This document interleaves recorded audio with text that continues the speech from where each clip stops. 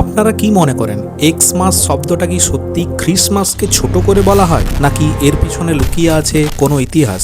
আসল সত্যিটা হলো এক্সমাস শব্দটির ইতিহাস প্রায় 1000-এরও বছরের বেশি পুরনো। এটি মোটেও কোনো শর্টকাট নয়, এটি একটি অত্যন্ত শ্রদ্ধেয় ধর্মীয় ঐতিহ্য।